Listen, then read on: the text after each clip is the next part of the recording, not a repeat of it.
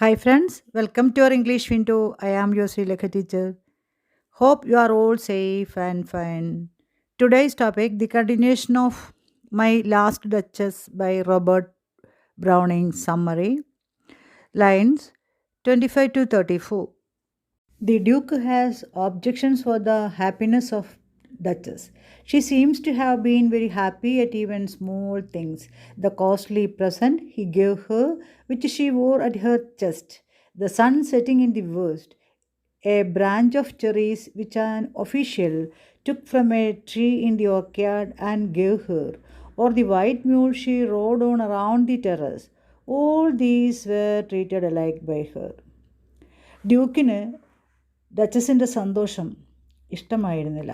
കൊച്ചു കാര്യങ്ങളിലും അവൾ സന്തോഷവതിയായിരുന്നു. അവൾ നെഞ്ചിൽ ധരിച്ചിരിക്കുന്ന അയാൾ കൊടുത്ത വിലപിടിപ്പുള്ള താലിയും 900 കൊല്ലം പഴക്കമുള്ള തൻ്റെ കുടുംബപ്പേര് നിലനിർത്തുന്ന താലി മറ്റുള്ളവർ കൊടുക്കുന്ന കൊച്ചു സമ്മാനം പോലെയാണ് അവൾ കരുതിയത്. സൂര്യാസ്തമയവും ഒരു ജോലിക്കാരൻ അവളുടെ ഗാർഡനിൽ നിന്നും ഒടിച്ചെടുത്ത ചെറിമരത്തിൻ്റെ ശാഖ അവൾക്ക് കൊടുക്കുമ്പോഴും ടെറസിൽ അവൾ കയറി നടക്കുന്ന കോവർ കഴുതിയുമൊക്കെ അവൾക്ക് ഒരേപോലെയായിരുന്നു. അതിനെല്ലാത്തിനും അവൾ ഒരേപോലെയുള്ള വാക്കുകൾ പറയുകയും നന്ദി രേഖപ്പെടുത്തുകയും ചിരിക്കുകയും ചെയ്തത് അയാൾക്ക് തീരെ രസിക്കുമായിരുന്നില്ല. Summary of lines 35 to 46. The Duke asked whether anyone would actually lower himself to argue with someone about his or her behavior. ഡ്യൂക്കിന് അവളെ വേണമെങ്കിൽ തിരുത്താമായിരുന്നു. അദ്ദേഹത്തിൻ്റെ സ്റ്റാറ്റസ് അനുസരിച്ച് അവളോട് പെരുമാറുന്നത് എങ്ങനെയെന്ന് പഠിപ്പിക്കാമായിരുന്നു. എന്നാൽ അദ്ദേഹം അതിന് തയ്യാറായില്ല. The duke is certainly proud, egoist and arrogant. Duke അഹങ്കാരിയും തൻ്റെ കാര്യം മാത്രം നോക്കുന്നവനും മര്യാദയില്ലാത്തവനുമാണെന്ന് നമുക്ക് വേണമെങ്കിൽ കരുതാം. He is proud because he thinks he is very special person and all should obey him. താൻ ഏറ്റവും വലിയവനാണെന്നും മറ്റുള്ളവർ തന്നെ അനുസരിക്കണമെന്നും അദ്ദേഹം കരുതുകയാണ്. He is not willing to look at other people at his equals. തൻ്റെ ഈക്വലായി മറ്റുള്ളവരെ അയാൾ കണക്കാക്കുമായിരുന്നില്ല. He calls his officials as officious fool. He is egoistic. He wants his wife to show respect and love only to him. തൻ്റെ ഭാര്യ എങ്ങനെ തന്നോട് പെരുമാറണമെന്ന് അവളോട് പറഞ്ഞു കൊടുക്കാൻ അയാൾ തയ്യാറായില്ല. അങ്ങനെ താഴാൻ എനിക്ക് സമ്മതമില്ല എന്നൊക്കെയാണ് അദ്ദേഹം അതിനുള്ള ഒഴികഴിവുകൾ പറഞ്ഞിട്ടുണ്ടായിരുന്നത്. So he give orders and got her killed and all her smile stopped. അതുകൊണ്ട് അയാൾ അവളെ വധിക്കാൻ ഏർപ്പാട് ചെയ്തു. അവളുടെ ചിരി ഒക്കെ നിന്നുപോയി. She lives on and smiles only in the painting. ഇനി ചിത്രത്തിൽ മാത്രമാണ് അവൾ ജീവിക്കുന്നതും മന്ദഹസിക്കുന്നതും. The duke then asked the guest to stand up and to go with him to meet the rest of the guest down stairs.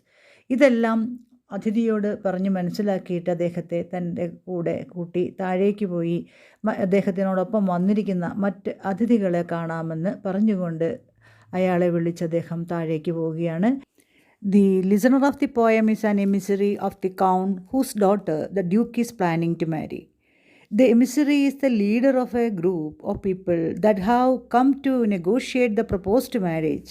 As the Duke is talking to the emissary, the rest of the group is waiting downstairs. Duke വിവാഹം കഴിക്കാൻ പോകുന്ന പെൺകുട്ടിയുടെ അച്ഛൻ അയച്ച സന്ദേശവാഹകനാണ് നമ്മുടെ silent listener അല്ലെങ്കിൽ ആ ശ്രോതാവ്. സന്ദേശവാഹകരായി വരരുണ്ട്. ആ ഗ്രൂപ്പിൽ തലവനാണ് ഇവിടെ ഇദ്ദേഹം പറയുന്നത് ശ്രവിച്ചിരുന്ന ആ ശ്രോതാവ്.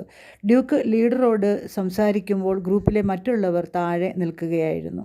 മെസ്സഞ്ചറെ കൂട്ടി താഴേക്ക് ഇറങ്ങി വരുമ്പോൾ സ്റ്റെയർ കേസിൻ്റെ കൊത്തുപണികളെക്കുറിച്ച് ഇദ്ദേഹം വിശദമാക്കാൻ മറന്നില്ല.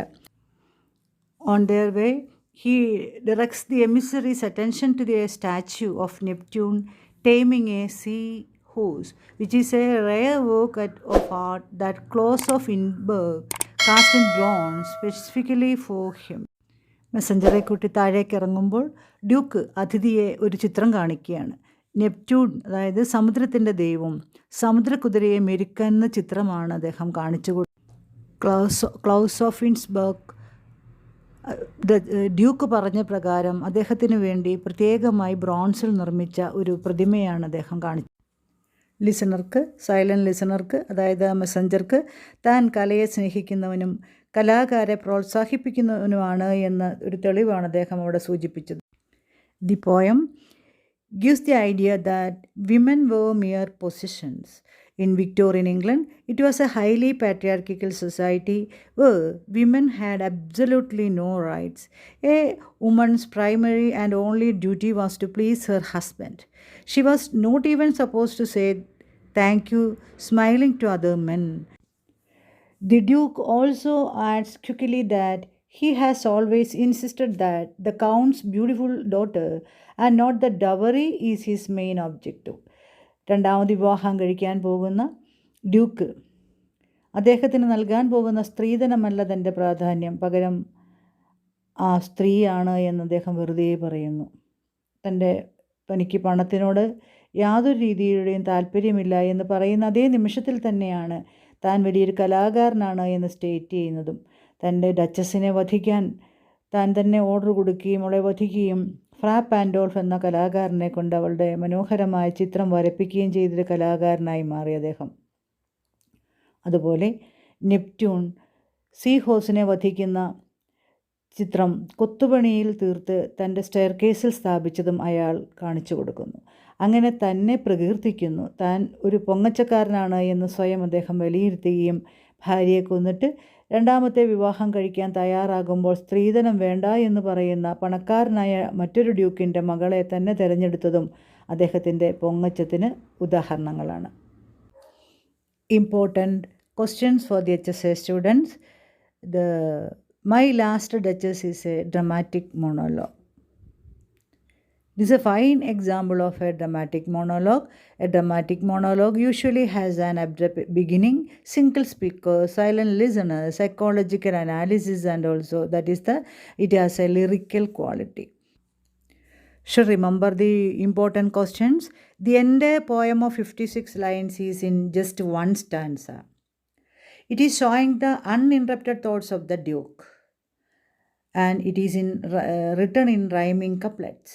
Most lines are in iambic pentameter. Some lines is ponty, pyrrhic, and trochaic feet. Thus we see that the poem contains all the elements of a dramatic monologue, and it is a fine example for that poetic form. ഈ class നിങ്ങൾക്ക് മനസ്സിലായിട്ടുണ്ട് എങ്കിൽ like ചെയ്യണം, comment ചെയ്യണം, subscribe ചെയ്യണം, മറ്റുള്ളവരിലേക്ക് ഇത് share ചെയ്ത് എത്തിക്കണം. അതുപോലെ തന്നെ ബെല്ലൈക്കൺ എനേബിൾ ചെയ്യാൻ മറക്കരുതേ. Thank you.